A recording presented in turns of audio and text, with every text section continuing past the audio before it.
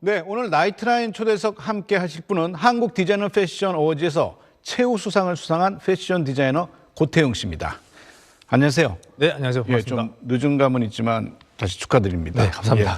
그래 정말 모두 다 뭐 코로나로 힘들었지만 패션계도 참 많이 힘들었죠. 어떻습니까? 최근 2년은 정말 좀 삶을 뺏긴 느낌? 네, 그 정도로 좀 타격이 컸던 것 같아요. 예. 그러니까 패션을 제가 어떻게 보면 되게 짧은 시간이라고 할 수도 있지만 네. 나름대로 15년을 꾸준히 했는데 그렇죠.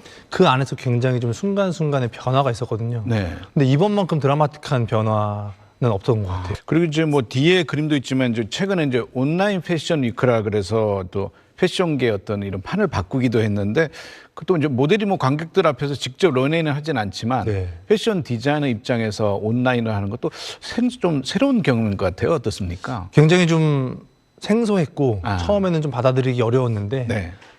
되게 장단점이 명확한 것 같아요. 네, 그래서 저희가 패션쇼를 할 때 사람들이 되게 좀 아쉬워하는 것 중에 하나가 네. 패션쇼를 하면은 맨 앞에 이제 프런트 로어라 그래서 맨 앞에 1열은 되게 옷을 자세히 볼 수 있는데 그 뒤로 갈수록 사실 옷을 잘 못 봐요. 그리고 마지막 줄은 항상 거의 뭐 모델 머리만 봤다라고 농담처럼 얘기를 하거든요. 그렇군요. 근데 이제 비대면으로 하다 보니까 모든 관객이 다 1열에서 프런트 로우에서 패션쇼를 볼 수 있고 디자이너 작품을 되게 앞에서 볼 수 있고 디테일하게 볼 수 있는 장점은 있는데 그러니까 좀 디자이너 입장에서는 좀 현장에서 느끼는 어떤 그런 느낌, 굉장히 좀 에너지틱한 것들, 약간 좀 이런 것들이 좀 없다 보니까 굉장히 좀 답답한 마음이 좀 컸습니다. 그래도 많은 사람들이 좀 자세히 볼 수 있으니까. 네, 네. 그렇죠.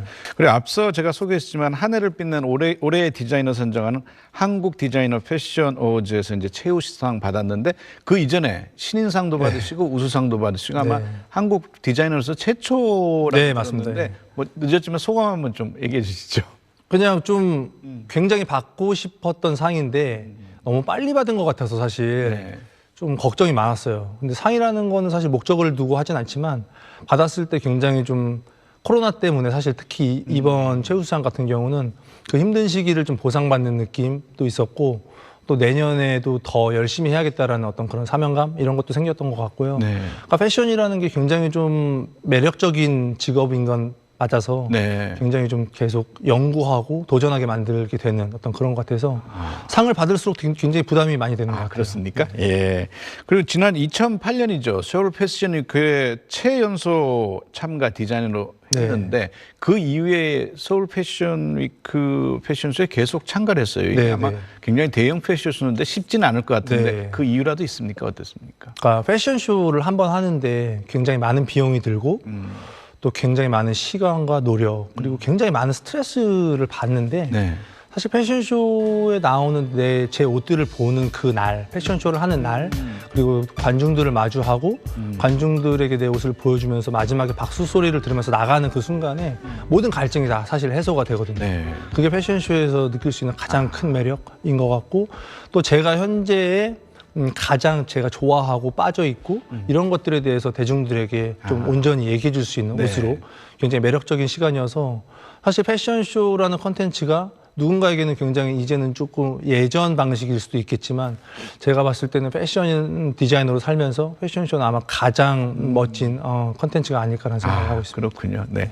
그것도 고태영 씨 이적을 보니까 굉장히 특이해요. 보통 패션 디자이너 하면 아예 어릴 때 하든가 또 해외 유학을 가는데 네. 또 대학교도 다니시다가 또 이게 또 편입을 네, 네, 해서 맞습니다. 네. 그 어떻게 디자이너 시작한 건가요? 궁금하네요. 그러니까 지금까지 제가 이제 활동을 하면서 어떤 것들을 계획하고 목적해서 했다기보다는 굉장히 즉흥적으로 뭔가를 생각하고 만들어내는 것들을 되게 많이 해왔는데요. 그러니까 패션 같은 경우도 대학교를 우연한 기회에 편입을 했는데 그냥 점수에 맞게 가다 보니까 패션 학과가 있었어요. 아, 네. 그래서 나 옷 좋아하는데 쇼핑 좋아하는데 이 패션 학과 가면 재밌겠다라고 해서 갔는데 이제 그게 사실 지금까지도 하고 있는 일이 된 거고 네. 이걸 이렇게 오래 할 거라는 건 정말 생각 못 했는데 예. 전혀 아직까지도 실증은 나지 않는 예. 그런 직업. 결국 자신이 좋아하는 걸 늦은 시간에 네. 늦게지만 찾은 거네요. 맞습니다. 예.